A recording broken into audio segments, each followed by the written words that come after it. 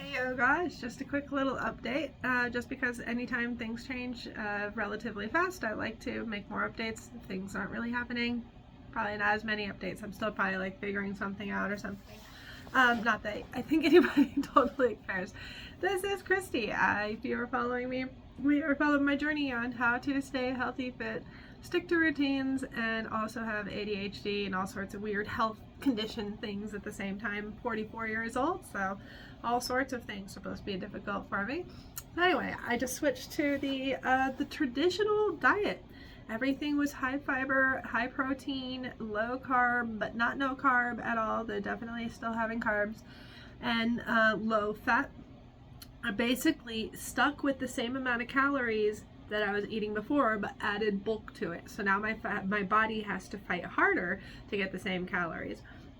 So yesterday was the very first start of it. I ate strictly with the plan. Everything I ate was like very macro friendly. I actually lost over 2 pounds yesterday. Isn't that great? So I always take that as a good sign. I'm like, you know what? That's a good track. Good sign. And so I'm going to obviously stick to that plan. I'm probably just going to keep eating my hyper obsession foods while kind of looking for like a next hyper obsession food. I'm not one of those people who hyper obsesses over food for years. I hyper obsess for food for like a week, maybe a couple weeks. If I find out it's something like this where I know it's good for me, I can stretch that out to like maybe up to a month. But it's really, again, ADHD, we hyper obsess, but we also bounce from hyper obsession to hyper obsession. And I have to stop eating this hyper obsession before it makes me want to vomit when I look at it. Because that's actually the other side. We get hyper obsessive, but we overdo our hyper obsession with ADHD specifically. We'll then get bored of it and then we can't eat it again. I also get like the ick from food really easily. I went to a breakfast place. I won't call them out because I think they make great breakfast. And I ordered chicken fried steak, which I had been ordering religiously every single time I had been there. Not exactly your best meal. We're talking about diets. So I was eating chicken fried steak at the time every time. I was having trouble keeping calories in. So I was actually losing too much weight. And so chicken fried steak fit right into my calories. Well, I ordered it to go because I also tend to, you know, if I'm stressed out, not want to be in public as much. So I was just ordering everything to go. And these sweethearts, they tried to help me out, you know, and I used to be a cook, I used to be a waitress. I know all these ins and outs and stuff. They took my chicken fried steak and they thought they would convenience me by chopping it up, by putting it in, and then putting it in the box. Well, when they delivered it to me, I looked at it, my brain said, you know, vomit, dog food, you know, just unedible. It could not process this food as edible.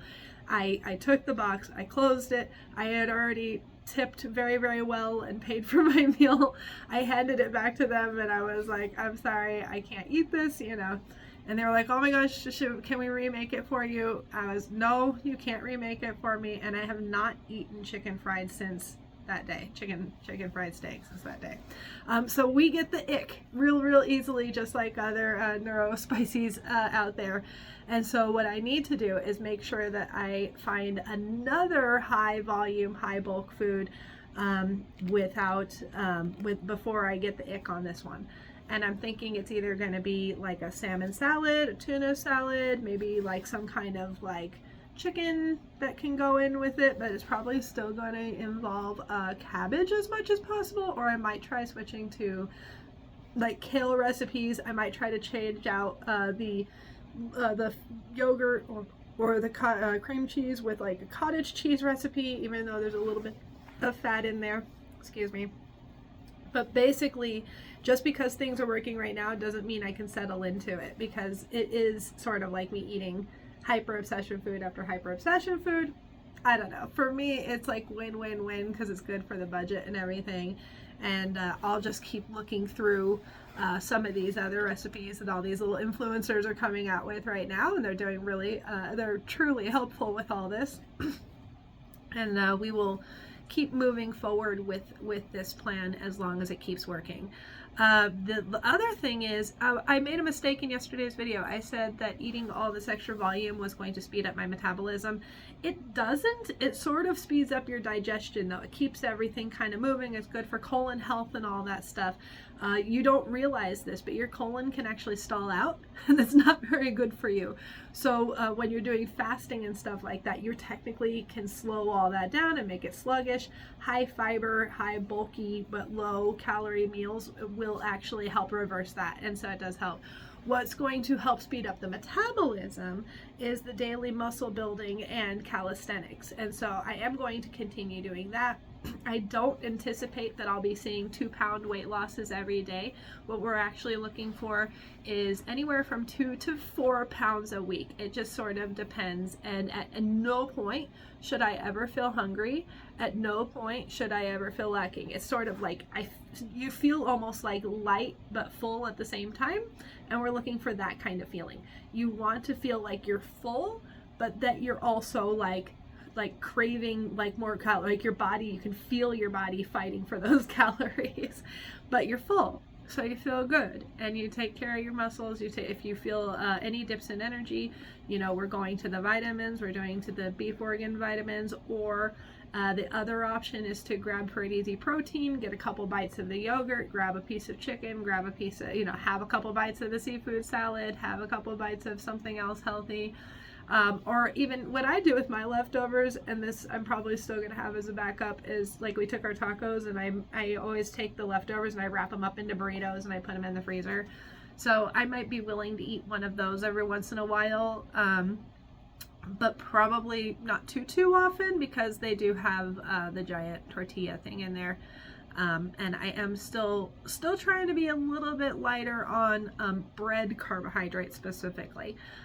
So we're trying to focus more on vegetables and fruit carbohydrates as the healthiest ones, and we'll stay updated. I like I said, I don't expect this to be like miracle weight loss, but I do expect to see, I wanted to see the best combination of fitness with energy flow, with digestion flow, with everything just kind of being on schedule, because this is the perfect time. I'm in my 40s. I'm at that age where you do have to start kind of watching things, and you're also seeing how you're going to need to keep going in the future. If you can get yourself on track in your 40s, 50s, 60s, your 70s and 80s aren't going to hit you as hard.